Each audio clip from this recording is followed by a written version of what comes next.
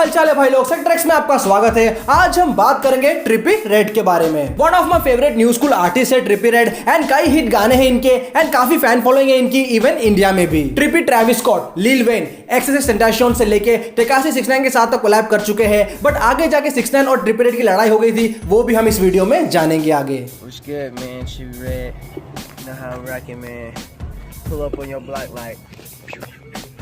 Trippy red की life काफी उतार चढ़ाव वाली रही है एंड काफी स्ट्रगल से उठ के आए हैं। ट्रिपी जब पैदा हुए थे तो उनके डैड जेल में थे, फिर कैसे टीनेज में ही ट्रिपी ने ब्लड गैंग वगैरह ज्वाइन कर लिया था, ये सब हम इस वीडियो में जानेंगे। तो भाई लोग, अगर आप चैनल पे नए हो तो बता दूं मैं आपको कि अपना जो चैनल है वो एक हिप हॉप हब है। आर्टिस्ट की बायोग्राफी से लेकर हिप हॉप से रिलेटेड हर एक कंटेंट के ऊपर हम वीडियो बनाते हैं, तो चैनल को सब्सक्राइब करना मत भूलना। और ये वीडियो 3 सेक्शन में डिवाइड होगा, ट्रिपी रेड की पूरी बायोग्राफी, देन कुछ इंटरनेशनल हिप हॉप के अपडेट्स एंड एडिटर आर्टिस्ट को शाउट आउट मिलेगा। सो अगर आप हिप हॉप सुनते हो या आर्टिस्ट हो तो हमसे इंस्टाग्राम पे जरूर जुड़ना। तो इसी के साथ चैनल का इंट्रो करते हैं रोल और शुरू करते हैं ट्रिपी रेड की बायोग्राफी।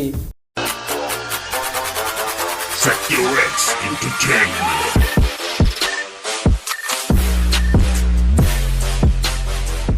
ट्रिपी रेड, जिनका असली नाम है माइकल लमार व्हाइट, इनका जन्म हुआ था जून 18, 1999 कैंटन ओहायो यूएस में। ट्रिपी ओहायो के 14 स्ट्रीट में पले बड़े थे, इसलिए उनका निकनेम लिल 14 भी है एंड इवन उनकी बॉडी में कई जगह 14 टैटूड भी है अपनी हुड को रिप्रेजेंट करने के लिए। ट्रिपी जिस हुड से बिलोंग करते हैं वो काफी डेंजरस एरिया है एंड अमेरिका में कॉम्पटन के बाद सबसे ज्यादा क्राइम्स ट्रिपी के हुड कैंटन में ही होता था। इवन ट्रिपी के जो डैड है वो एक क्रिमिनल बैकग्राउंड से ही आते हैं एंड ट्रिपी के बर्थ के दौरान वो जेल में थे एंड ट्रिपी को उनकी मॉम ने ही पाला था। एंड ट्रिपी के एक बड़े भाई भी थे जो ट्रिपी की लाइफ में बहुत ज्यादा इन्फ्लुएंस रखते थे और रैपर फेमस डेक्स ट्रिपी के कजिन है। ट्रिपी ने सेम अपने पिता की ही तरह गलत रास्ते को चुना, वो भी बचपन से ही, एंड अपनी टीनेज में ही वो गैंग कल्चर में आ गए थे। ट्रिपी ब्लड गैंग में ज्वाइन हो गए थे एंड इवन उनके स्टेज नेम ट्रिपी रेड में जो रेड है वो ब्लड गैंग को ही रैप करता है। ट्रिपी बचपन से ही एक म्यूजिकल माहौल में पले बड़े थे क्योंकि उनकी मॉम बहुत ज्यादा म्यूजिक पसंद करती थी एंड वो यूजुअली बियॉन्से, नास और टूपाक के गाने बजाया करती थी। और उसी दौरान इंडिया में मैं कुछ ऐसे गाने सुन रहा था।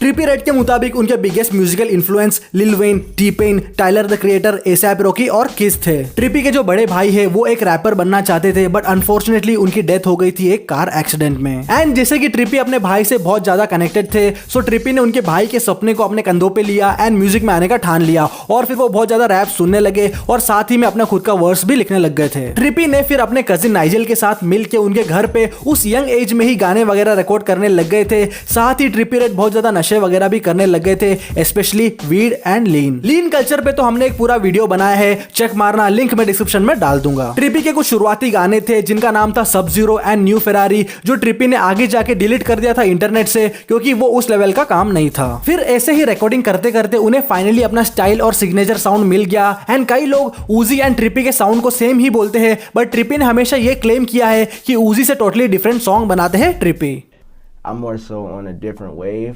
I call my wave timeless. And trippy ने फिर अपने हुड से बाहर आने का सोचा क्योंकि वहां पे कुछ खास नहीं हो रहा था उनके म्यूजिकल करियर में, सो वो अटलांटा आए एंड अपने कुछ कॉन्टैक्ट्स के थ्रू वो लिल वॉप के साथ हैंग आउट करने लगे। एंड लिल वॉप ने ट्रिपी के अंदर के आर्टिस्ट को पहचान लिया एंड ट्रिपी के साथ वो स्टूडियो सेशंस वगैरह करने लग गए थे। एंड उसके बाद एक टर्निंग पॉइंट आया ट्रिपी के करियर में। लिल वॉप एंड प्रोड्यूसर कोडी शेन के साथ मिलकर उन्होंने कुछ प्रोजेक्ट्स रिकॉर्ड करे like beast mode, rock my world trippy and awakening my inner beast. And ये सारे ही गाने काफी हिट रहे साउंड क्लाउड वगैरह पे एंड काफी बस बना लिया था ट्रिपी ने अपने नाम का। इसी दौरान लिल वेन का वेंचर यंग मनी एंटरटेनमेंट भी काफी फॉर्म में था एंड यंग मनी के आर्टिस्ट लिल ट्विस्ट ने ट्राई करा था ट्रिपी को यंग मनी लेबल के अंडर लाने के लिए, लेकिन ये सही से वर्क नहीं हुआ। वैसे एक टाइम पे लिल ट्विस्ट भी काफी प्रोमिनेंट अपकमिंग रैपर थे, अब पता नहीं क्या अपडेट है, अगर आपको कोई खबर है तो प्लीज कमेंट करके जरूर बताना। उसके बाद ट्रिपी फिर वहां से लॉस एंजलिस शिफ्ट हो जाते हैं एंड फिर वहां स्ट्रेंज एंटरटेनमेंट उन्हें साइन कर लेती है और उसके बाद जनवरी 2017 में ट्रिपी ने अपना ईपी रिलीज किया व्हाइट रूम, जिसमें कई हिट गाने थे like Trap Star, Purple Vibes, Love Scars etcetera. I recorded in the dark. I ain't have no pen, no pad. I was in the dark in the whole opposite room. It was cold as fuck. Nobody was watching me and shit, so I got real into it. And इसी hype में finally trippy तैयार थे next level के success के लिए क्योंकि वो अपना game changer debut album release करने वाले थे। मई 26, 2017 को उन्होंने फाइनली अपना वो एल्बम ड्रॉप कर दिया जिसका नाम था ए लव लेटर टू यू, जो काफी सही था एंड बिलबोर्ड पे टॉप 200 की लिस्ट में भी आया था ये एल्बम। उसी साल फिर ट्रिपी ने अपनी और भी ईपीस निकाली, the love letter you will never get and a love letter to you two वगैरह। यही नहीं, ट्रिपी एकलौते ऐसे एक आर्टिस्ट थे जो XXXTentacion के डेब्यू स्टूडियो एल्बम 17 में फीचर हुए थे और वो गाना था फक लव। ट्रिपी ने फिर कई और बड़े आर्टिस्ट के साथ भी कोलैब किया like Lil Wayne, Travis Scott, 6ix9ine, जिनके साथ ट्रिपी की लड़ाई हुई थी वो मैं बताऊंगा आपको आगे। साथ ही ड्रेक के सॉन्ग गॉड्स प्लान में भी ट्रिपी फीचर होने वाले थे बट एंड टाइम पे ट्रिपी का वर्स रेडी नहीं था। एनीवेज वो गाना एक ग्लोबल सक्सेस बन गया ट्रिपी के बिना ही। अब वही कंट्रोवर्सी के बारे में बात करते हैं जो ट्रिपी रेड का हुआ था 6ix9ine के साथ। The people I surround myself with have a reason to be around me. There's nobody around me that's just trippy और 6ix9ine पहले फ्रेंड्स थे एंड दोनों का एक सॉन्ग भी है पोल्स 1469 जो कि अभी YouTube में 188 मिलियन व्यूज क्रॉस कर चुका है एंड इस गाने से एकदम सही पुश मिला था 6ix9ine के करियर को। यही नहीं, ट्रिपी और 6ix9ine दोनों ही ब्लड गैंग से है। 6ix9ine बिलोंग करते हैं 9 ट्रे ब्लड से और ट्रिपी रैप करते हैं 59 brims blood gang. But 6ix9ine पे चाइल्ड मोलेस्टेशन का केस जब चला था तो ट्रिपी ने 6ix9ine से दूरी बना ली थी क्योंकि ट्रिपी समझ गए थे कि 6ix9ine सही नहीं है उनके लिए एंड एक वीडियो डाला था जिसमें उन्होंने 6ix9ine को शॉर्ट्स दिए थे। I'm sorry, brother.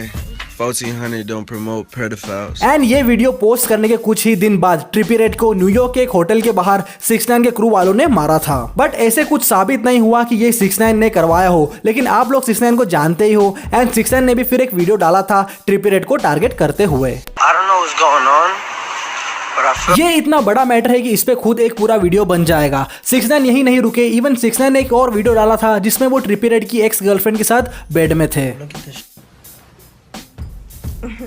It is fuck 6ix9ine. It's fucking Treyway. Even trippy और 6ix9ine इंस्टा पे लाइव आके कई बार लड़ भी चुके हैं। I ain't even gonna kill you with your own medicine, bro. I'm Yo, gonna let's let you take do you. turns. And when I see you, Let's blood, I'm gonna take beat the turns. fuck out you, nigga. Yo, Let's talk why you about how not- you अब अगली controversy की बात की जाए तो trippy joiner Lucas और Tory Lanez के beef के बीच में आ गए थे एंड जिसमें टोरी लेन्स के साइड थे ट्रिपी रेड। तक कंट्रोवर्सी सब साइड हटा के देखा जाए तो ट्रिपी ने अपने करियर में ग्रोथ ही किया है एंड 2017 में उन्होंने अपनी मॉम को एक घर खरीद के दिया था। 2018 में ट्रिपी ने लाइफ से ट्रिप एल्बम रिलीज किया जिसमें एक गाना था डार्क नाइट डेमो जिसमें ट्रेविस स्कॉट भी फीचरिंग में थे जो काफी हिट हुआ एंड ट्रिपी का यही वो पहला गाना है जो मैंने सुना था। उसके बाद ट्रिपी ने और भी कई प्रोजेक्ट्स ड्रॉप करे जैसे कि एक्सप्लेनेशन मार्क 2019 में, पेगासस 2020 में और ट्रिप एट नाइट 2021 में। एंड ये सारे ही प्रोजेक्ट्स ट्रिपी के one of the finest projects थे एंड ट्रिपी की पहचान उनके दांतों के ग्रिल्स भी है एंड ग्रिल कल्चर पे भी हमने एक वीडियो बनाया है, आप सब लोग जाके चेक मारना। तो ऐसे ही ट्रिपी धूम मचा रहे हैं इंडस्ट्री में। So all the best trippy को फॉर द फ्यूचर। अब मैं जल्दी से आपको कुछ इंटरनेशनल हिप हॉप की अपडेट्स दे देता हूं। पी डिडी ने शॉन जॉन क्लोथिंग ब्रांड वापस खरीद लिया है $7.6 मिलियन में। डैक्स का जो नया गाना है ग्रिंच, उसका बिहाइंड द सीन वाला वीडियो अभी बहुत ज्यादा वायरल हो रहा है उससे कैमरामैन के एक्सप्रेशन की वजह से। और फेटी वैप को एयरपोर्ट पे अरेस्ट किया है ड्रग के केस में। और अब बारी है शाउट आउट की। आज का शाउट आउट जाता है ट्रूथ जिनका गाना फार अवे आ चुका है एंड काफी सही काम है भाई का एंड आप लोग जाके चेक मारना, कुछ नया लेके आए हैं भाई सीन में एंड रियली अप्रिशिएट कि कोई कुछ नया ट्राई कर रहा है। यूजुअली अंडरग्राउंड में लोग यहाँ टूपाक, केंड्रिक, जे कोल के स्टाइल को अपनाते हैं but we also need Juice WRLD, Young Thug and Future in the scene. So सब लोग ट्रूथ भाई को सपोर्ट करना, ही रैप्स गांधीनगर एंड आपका फीडबैक और प्यार देना भाई के गाने में कमेंट करके। और अगर आप हिप हॉप सुनते हो या आर्टिस्ट हो तो हमसे इंस्टाग्राम पे जरूर जुड़ना। तो मिलते हैं अगली वीडियो में, तब तक के लिए अपना ख्याल रखना, अपने घर वालों का ख्याल रखना, इंटरनेशनल आर्टिस्ट को सुनना और अपने लोकल आर्टिस्ट को सपोर्ट करना एंड ट्रूथ भाई का गाना फार अवे लूप पे सुनना। Bye bye, take care. Coffee